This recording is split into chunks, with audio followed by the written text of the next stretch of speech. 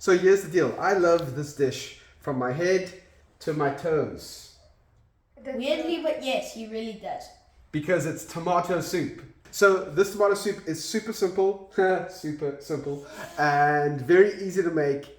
And trust me, especially in winter, you're gonna have this with some cheese toasties, and people are going to adore you. But the first thing you do, like you do with most of these dishes, is get the oven on and preheated.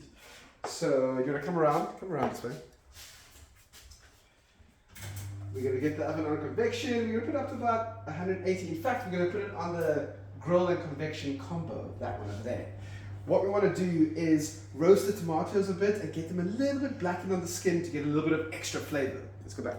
So while the oven is getting heated, let me tell you the ingredients and the things you will need for this tomato soup. Number one, tomatoes, duh. You'll also need an onion, some mixed herbs, Worcester sauce, olive oil, Bread. cream, what? Bread. We'll get to the bread later, and fresh basil. Fresh basil is crucial because without it, it doesn't quite have the like pop that you need. And optional, baked onions, sun-dried onions. So crispy onion bits are, for me, much better than croutons. Like croutons, like pieces of fried bread, kind of boring. Yeah, stale bread. Yeah. Really stale bread. Fried onion flakes on top of your soup. Not onion powder, onion flakes. This is the bomb.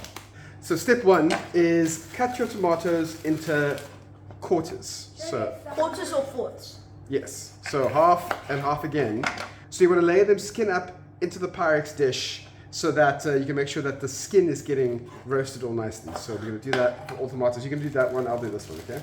Please make sure that all the stuff you use Is oven-proof. is oven-proof. So Sorry, it doesn't need to be this exact company, but it does need to be oven-proof. yes, so when I say Pyrex, that's like saying Kleenex for tissues. So once you've lined your Pyrex dish, in our case, we've lined 2 Pyrex dishes because we are very hungry people in this family. We use about 2 kilograms of tomatoes between the 4.5 of us. Obviously, if you go for more than 2 kilograms of tomatoes, you might need another onion to kind of spread the oniony flavor. You'll know if you've watched my last cooking video, which was the roast chicken. Yeah. I don't have a specific way of cutting an onion.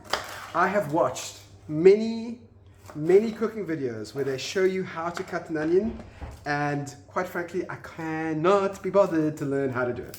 So what we basically want is chunks of onion like this big that you then just put over the top of your tomatoes. Just kind of throw it all over the place. You're gonna be at home, it's gonna be cold, and you're gonna have to cook for your family. Now, yes, you could go and get takeouts, and I'm sure your kids would love you for that, but memories are not made with takeouts. Memories are made by your kids going, oh man, I wish I could have my dad's tomato soup. Like one day when your kids are 30 and they're in some cold place and they're kind of thinking about their lives back in the day, they're going to look back to this tomato soup and go, oh, if only I could have my dad's tomato soup right now, that would be the best. So next up, you're going to take your olive oil and you're going to drizzle liberally over your onions and your tomatoes, just like that. You don't have to, not every tomato has to have olive oil on, you just have to kind of make sure that olive oil is present. Robinson's mixed herbs I find are great. Another, and you can tell it's not sponsored because right now Liam is getting the Ina Paarman mixed herbs. Ina Paarman garlic and herbs is also very, very nice. And you know what? Still not being sponsored. The Ina Paarman garlic and herbs is actually, it is better than the other mixed herbs. It's just nicer and much more flavorful. Right.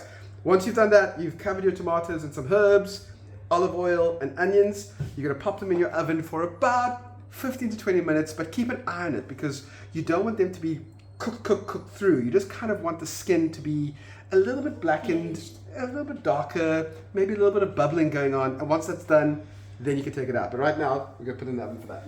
Okay, so tomatoes are out of the oven. Let's put these over here. Boom, tomatoes number 1. See? And tomatoes number 2. So you can see the skin are a little bit wrinkled, it's blackened in a little bit of places. The tomatoes are nicely cooked, roasted a bit, and grilled a bit. Now what we need to do is pop these guys into the pot. wait. The way we're going to do this is very simple. We're going to take it like this, and then you are going to scoop it all out. Nice and I guess quick. you did it 2 people. Yes, make sure that you get all of the juices. Because the juices are very important. Yeah, that's like the flavor. Make sure it's all in there, just like that. You're going to put it onto the stove. You're going to come around this way. You're going to cover that up, and you're going to put it on low heat for about 15-20 minutes, maybe 15 minutes. While that's going, this is a good time to start prepping all of your toasted cheese sandwiches. So what's going to start happening is that all of the juices and water from the tomatoes is going to start coming out and starting to go to the bottom of the pot, and that's going to start bubbling. And when it starts bubbling, you know you're in a good spot. That is Flavor Town. Like I told you earlier, if you leave the tomatoes covered for a couple of minutes, simmering away, look at all that extra juice that has come out. Huh? You want to give that a little bit of a stir at this point. Just make sure you get stuff from the bottom to the top. Stir it around. And now it's time to add some seasoning, some spices, and all things nices. Worcestershire. Worcestershire sauce. Hey, Worcestershire, not Worcestershire. I'm going to add a couple of gloops. Just a couple of gloops, not a lot of gloops.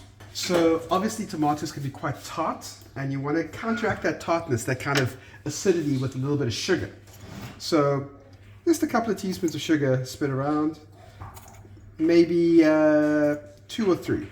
So once you've added the sugar, you also want to add just like a pinch of salt, just like that. Stir that in, and then close it up, and let that continue to simmer for like another 5 minutes.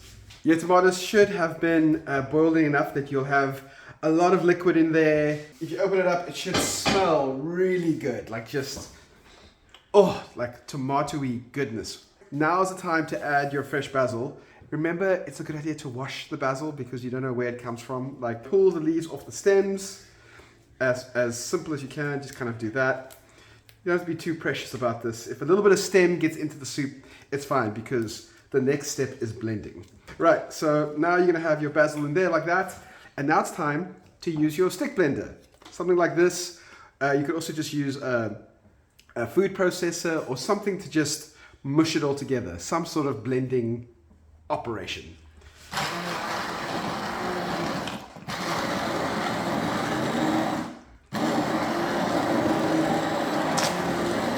So what you're trying to do is basically make sure that there are no chunks left. You want smooth tomato soup. You don't want tomato soup with like chunks in. At least that's the way we like it. You don't want to overdo the blending, so once everything is kind of smooth, you can stop. There's 2 ways to add the cream. You can either add the cream to each individual bowl as you dish it out so that people can have more or less cream. But I know how much cream my family likes. I also know that they don't like pouring the cream themselves, so I just pour the, about a cup of cream into the soup, just like that. There we go. And then you blend again, very quickly, just for a couple of seconds. Tomato and basil soup with cheese toasties on a cold winter's day. Perfect.